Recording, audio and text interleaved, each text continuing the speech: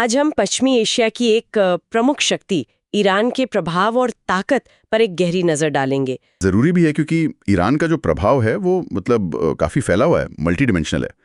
ये लेख हमें सिर्फ सतह नहीं बल्कि गहराई में झांकने का मौका देता है, खासकर ये समझने में कि बाहरी दबावों के बावजूद वो टिका कैसे रहता है। तो ठीक है, शुरुआत करते हैं सैन्य शक्ति से। स्रोत कहता है ईरान के पास एक बड़ी सेना है, थल सेना, वायुसेना, नौसेना, लेकिन सबसे ज्यादा जोर रेवोल्यूशनरी गार्ड IRGC पर है। स्रोत इसे ईरान की सबसे शक्तिशाली इकाई क्यों मानता है? कुछ खास वजह? हाँ, और लेख इसी बात पर जोर देता है कि IRGC सिर्फ एक ट्रेडिशनल मिलिट्री फोर्स नहीं है, इसका असर सैन्य अभियानों से कहीं आगे है। ईरान की अर्थव्यवस्था के जो महत्वपूर्ण हिस्से हैं जैसे कंस्ट्रक्शन, एनर्जी सेक्टर, उनमें इसकी बहुत गहरी पैठ है।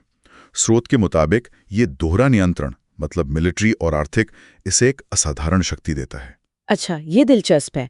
और मिसाइल तकनीक का क्या? स्रोत में शहाब, फतेह, सजिल जैसी मिसाइलों का जिक्र है।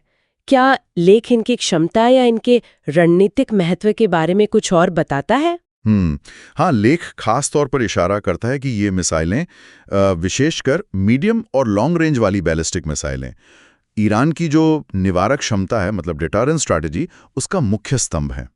स्रोत का तर्क है कि ये मिसाइलें किसी भी संभावित हमलावर को रोकने का एक महत्वपूर्ण जरिया है। और हाँ, ड्रोन तकनीक पर भी लेख जोर देता है।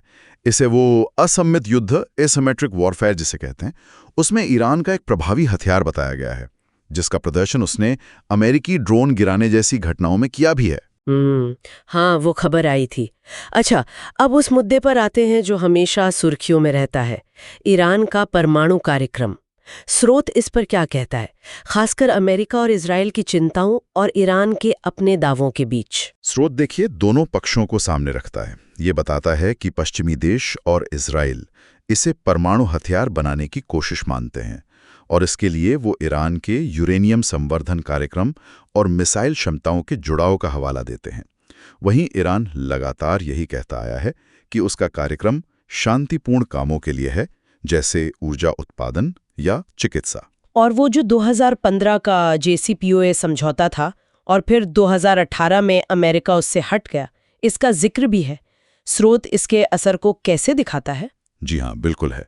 लेख के अनुसार अमेरिका के हटने और प्रतिबंधों के दोबारा लगने से न केवल ईरान की अर्थव्यवस्था पर दबाव बढ़ा, बल्कि इसने ईरान को समझौते की कुछ सीमाओं का, आप कह सकते हैं, उल्लंघन करने का एक तरह से बहाना भी दे दिया, जैसे यूरेनियम संवर्धन की मात्रा बढ़ाना।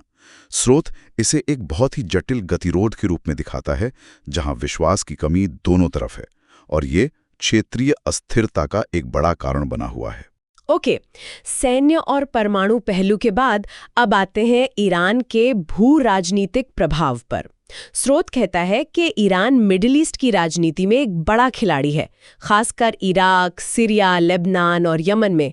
ये प्रभाव काम कैसे करता है असल में? स्रोत ये विस्तार से बताता है कि ईरान इन देशों में अलग अलग शिया मिलिशिया और राजनीतिक गुटों को वैचारिक, वित्तीय और सैन्य समर्थन देता है। जैसे लेबनान में हिजबुल्लाह है, यमन में हौती विद्रोही है और इराक व सीरिया में कई शिया लड़ाके समूह हैं। लेख का विश्लेषण ये है कि इन प्रॉक्सी गुटों के जरिए ईरान सीधे सैन्य टकराव के बिना अपने विरोधियों, खासकर सऊदी अरब, इजराइल और अमेरिका पर दबाव बनाने में कामयाब रहा है और अपना प्रभाव क्षेत्र भी बढ़ा रहा है। हाँ, मतलब ये एक तरह का नेटवर्क है उनका। लेकिन इस सब के लिए तो मजबूत अर्थव्यवस्था चाहिए होगी। स्रोत ईरान की आर्थिक स्थिति पर क्या कहता है, खासकर तेल भंडार और ये जो अंतर्राष्ट्रीय प्रतिबंध है इनके बीच संतुलन को लेकर? स्रोत ईरान की अर्थव्यवस्था को विरोधाभासों से भरा हुआ दिखाता है। एक तरफ तेल और गैस के बहुत बड़े भंडार हैं, दूसरी तरफ दशकों से लगे और खासकर हाल के सालों में जो सख्त हुए हैं अमेरिकी प्रतिबंध, उन्होंने उसकी अर्थव्यवस्था को काफी चोट पहुंचाई है। लेख प्रतिरोधक अर्थव्यवस्था यानी रेजिस्टेंस इकोनॉमी की बात करता है, मतलब प्रतिबंधों के बावजूद आत्मनिर्भरता बढ़ाने की कोशिश, घरेलू उत्पादन पर जोर देना और चीन व रूस जैसे जो गैर पश्चिमी सहयोगी हैं